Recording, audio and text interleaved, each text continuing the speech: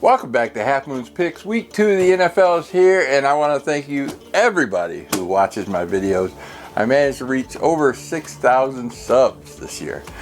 I know I got a small audience compared to some YouTubers, but you know, I'm happy with what I got. And I read all your comments. I try to interact as much as I can. Thanks again, and let's keep growing. Don't forget to like and subscribe.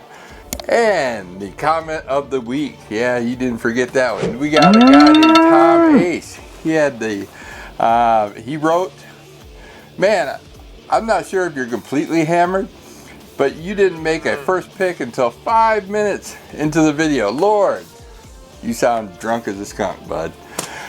I know I don't have the greatest charisma in the world. I'm not a speech vocalist or someone who speaks out in public much, you know, but you know, I wanted to give a lot of news at the week 1 video, a lot of content as much as I could, and I did leave out some stuff accidentally, and I'm sorry I didn't make it with under 5 minutes.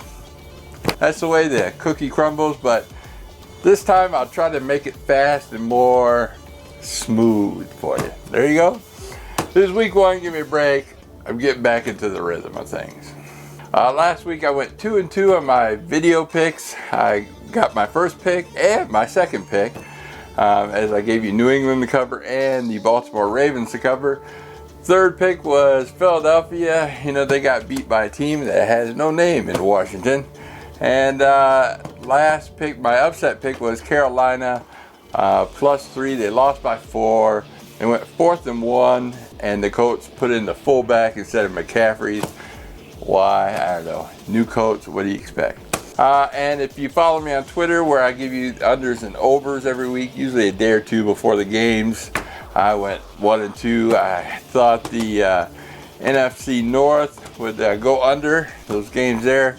Detroit, you know, gave up 21 points in the fourth quarter, and the you know, Aaron Rodgers and Kirk Cousins gun shootout just, you know, flew way over as well. I did pick up the Monday night under as well, barely. You know, they went for 2 points and didn't make it, and they gave me the under, so I would have went over on my Twitter pick. So overall, I went 3-4. Not too good. Week 1, probably the worst week 1 I've had in many of years. You know, without the preseasons, without, you know, practice, without news, it's hard to tell. You know, I'm not making excuses. 3-4. You know, overall, I think I did pretty even. I came out barely ahead with all my bets, so hopefully this week a little bit better. I got some more stats from week 1 and then throw in some trends as well. The surprises in week 1, the Colts were 8-point favorite, lost outright to Jacksonville. You know, Minshew, he played really well. Touch up more on that later. The 49ers, 7-point favorite, you know, lost to Arizona at home. And the Eagles, of course, my number 3 pick, were a 7-point favorite and lost outright by 10 points to the Washington football team. So that's it for the week. Under 5 minutes. Let's get down to it.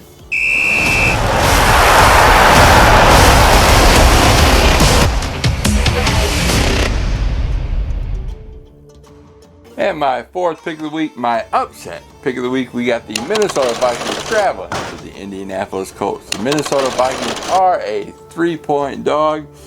And basically, Minnesota's are 0-1. Do I see them going 0-2 versus a team that just lost to the Jacksonville Jaguars?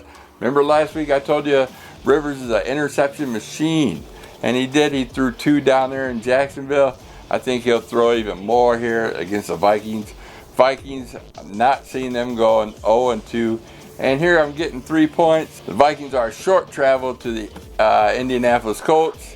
And they're only 5-1 ATS versus the AFC South in their last 6 meetings against this division. Rivers had only 1 TD and 2 interceptions last week against Jacksonville with only a passer rating of 88.7. The Colts are 1-4-1 ATS in their last 6 games. So give me the Vikings +3.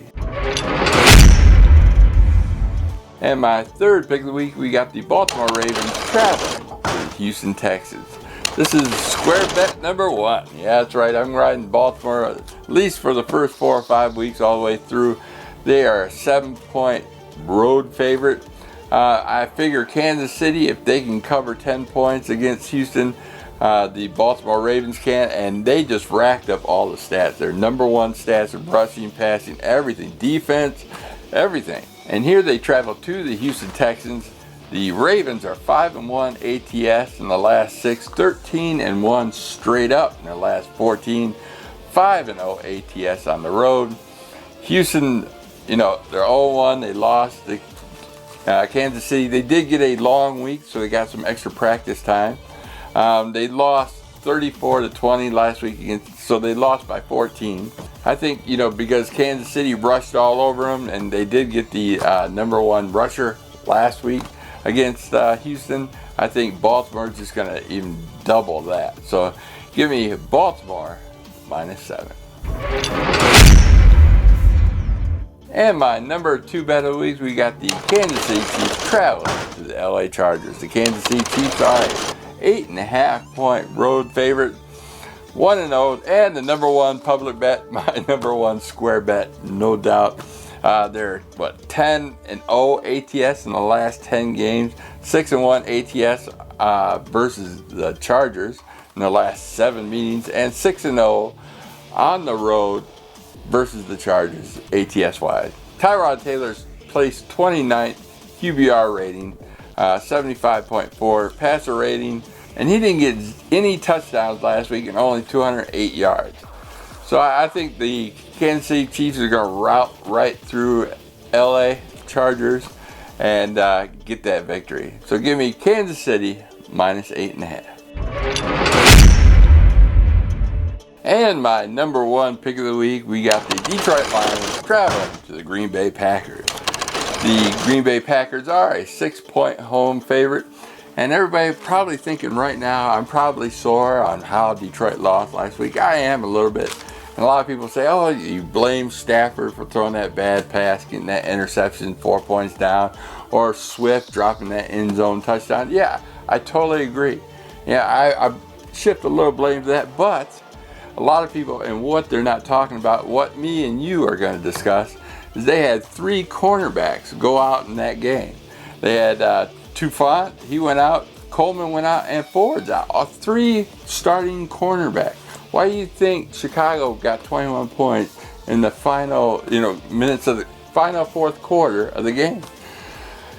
So are they going to play next week? They're questionable. 2 of them are questionable. 1 is on IR. They also got a strong safety out. He got suspended for, illegal substance abuse. So I'm not seeing Detroit doing any kind of defense against Aaron Rodgers. He's going to have their way with him. Rodgers was number 2 in the pass last week. He threw 364 yards and 4 TDs. Here we got an injured Detroit Lions team with 3 cornerbacks that are, 2 of them are possibly out. 1 is definitely out, and a strong side safety out. So this spread is usually 8. I've been following these teams for a long time. And usually when Detroit travels to Green Bay, it's usually 8. You're getting a bargain at 6. So, I see Detroit, I see them scoring some points, but I don't see them stopping Green Bay at all.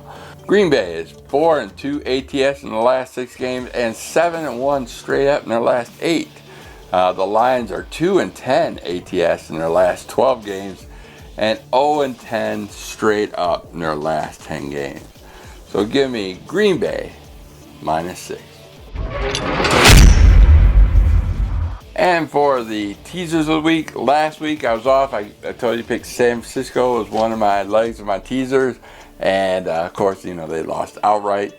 So this week I'm going with my picks. I'm going to go Kansas City -1.5, Baltimore even, straight up, and Minnesota +10. Put those 3 in and you should have a winner. All right, let's run down the other games real quick. Like I said, I'm going to try to keep this short. I don't want anybody complaining I just went too long. So we got Thursday game. We got Cincinnati traveling to Cleveland. Cincinnati is a 6-point dog. Joe Burrow played, I thought, well, considering it was his first game. 193 yards, only 1 pick, but he did run in for a touchdown. So I thought he played well. San Diego, not the greatest team in the world, but fairly well for our first NFL game, I thought. Cincinnati's 9-2 ATS in the last 11 versus Cleveland, 8-3 straight up versus Cleveland, and 5-1 ATS in Cleveland. Cleveland's, like I said, they lost their first game bad. They only scored 6 points last week. Cleveland's 1-5 ATS in the last 6, and in the last game, Cincinnati beat them by 10 points. So yeah, 6 points in this game. Should Cleveland be 6-point favorite? No, I'm taking the road team and Joe Burrow. Wishing them well, and I think Cincinnati +6. Next, we got the Rams traveling to Philadelphia. The Rams are a 1-point favorite on the road. They did beat Dallas last week. They have to travel cross country. They're 0-6 in the last 6 games versus Philly. Philadelphia, I know they are feeling the deep hurt of losing to the Washington football team, but I know it was a divisional game. Lost outright. Not only did they lose the spread, they lost outright. So, yeah, give me Philadelphia in this game. I'm getting 1 point, and I know they're going to, like I said, Rams have to travel cross country. So, give me the Philadelphia Eagles plus the 1 point. I probably, straight up. Next, we got the Carolina Panthers traveling to Tampa Bay. Carolina's catching 9 points. They are 0-1. They lost last week to the Raiders at home. They are 0-5-1 ATS in their last 6 games, 0-9 straight up in the last 9 games, but they are 5-1 ATS at Tampa. So usually they cover the spread in Tampa. Tampa Bay is 7-13 straight up in the last 20 games. So but and Brady's showing his age. He got picked off twice, one for his pick 6. So. Yeah, give me Carolina, 9 points. I'll take that all day. Next, we got Denver, +6, traveling to Pittsburgh. Both these teams got a good defense, and they're both on a short week. Denver's 7-3 ATS in the last 10 games, where, Pittsburgh 1-4-1 ATS versus the AFC in the last 5 games, or last 6 games. So, yeah, Denver, a lot of points, 6 points. I think it's going to be a field goal game. Someone's going to win that. Hey, you might even get 7 by game day. So yeah, give me Denver with the point. Next, we got the Atlanta Falcons traveling to Dallas. Atlanta getting 5 points in Dallas. Both these two teams lost their game opener on the road. Matt Ryan threw for 450 yards and 2 TDs. Atlanta's 4-1 ATS in the last 5. Whereas Dallas is 2-4 ATS in the last 6 games and 2-5 straight up in the last 7 games. So give me the Atlanta Falcons +5. Next, we got the San Francisco 49ers traveling to the New York Jets. Both these two teams are 0-1. The San Francisco 49ers are a 7-point road favorite. They are 15-5 straight up in the last 20 games and 6-3 ATS in the last 9 games. Whereas the Jets are 2-4 ATS in the last 6 games and 1-6 straight up in the last 7 games at home versus San Francisco. So no doubt San Francisco is going to win this game. Sam Darnold is the worst passer rating in the NFL right now. It's 75.3. Yeah, but again, he played Buffalo. Buffalo's a strong defense, but San Francisco has an equally as good defense. I think that San Francisco is not going to lose this game, but how much are they going to win by? That remains to be the question. But I'm still taking San Francisco minus that 7. Next, we got the Buffalo Bills traveling to Miami. Buffalo is favored by 5.5 points here. Buffalo 2-4 ATS in the last 6 games. 4-2 ATS versus Miami though, so they have a great track record. Usually cover the spread. Miami's 9-4 ATS in the last 13. And 0-6 in September, so usually they start off bad. I know last year everybody said they were tanking and did horribly, couldn't cover nothing. So it's still early in the year. It looks like they're doing the same thing. They couldn't cover. Fitzpatrick, just sat on the bench, looked like he didn't care for nothing. Will he care in this game? Probably not till a bunch later. So give me Buffalo minus that 5.5 points. Next, we got the New York Giants traveling to the Chicago Bears. The New York Giants are a 5.5 point road dog. Giants are 0-1. Chicago, like I said, they got that, luck at the Lions, into the Lions games. Trubisky, looked like a freaking all-star. He might be a little big-headed because of that, but the Giants, you know, they're off a short week though. But Giants 5-1 ATS versus Chicago does usually do well against Chicago. Chicago's 3-10 ATS in the last 13 games.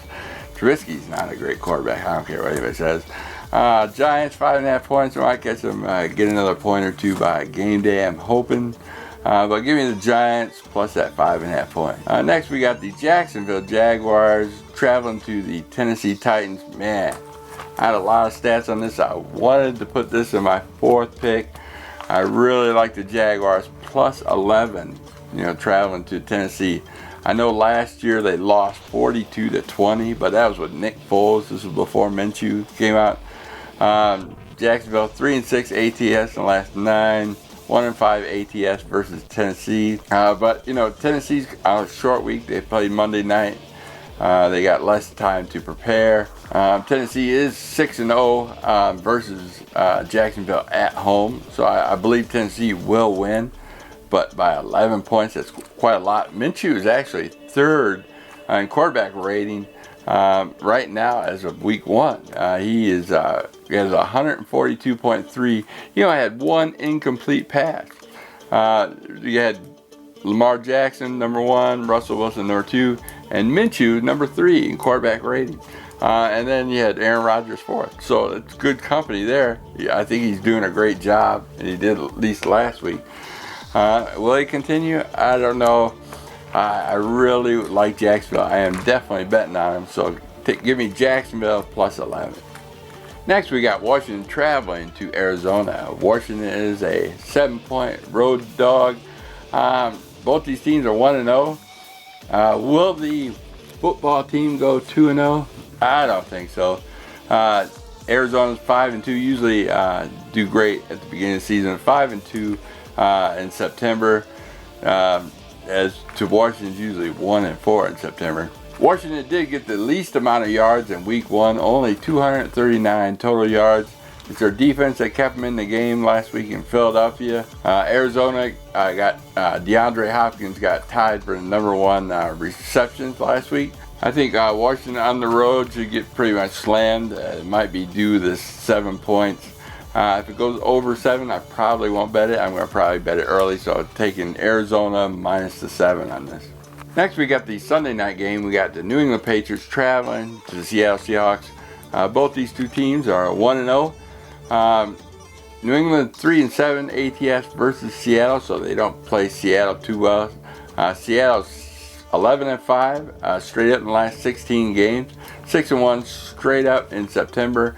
Usually Seattle's a great home team, and it's only 3 points, so give me Seattle minus that 3 points. And last but not least, we got the Monday night game. We got the New Orleans Saints versus the Las Vegas Raiders. This should be a great game as far as, you know, spectacular game as far as the new Raiders. First time they're playing in their new stadium in Las Vegas.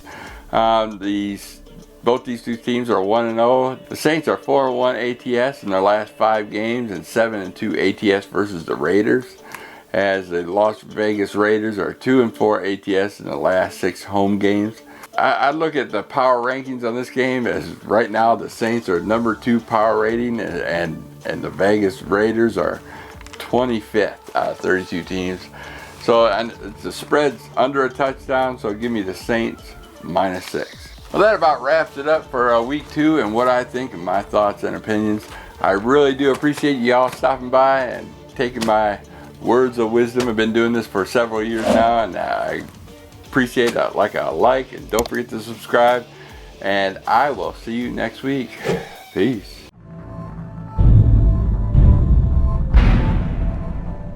You enjoy placing a few bucks on your favorite team? Maybe try your hand at cards or on the slots. Use me as a reference and head over to my Twitter and click on the link below and receive a new member bonus and help support this channel. Bovada. Just better.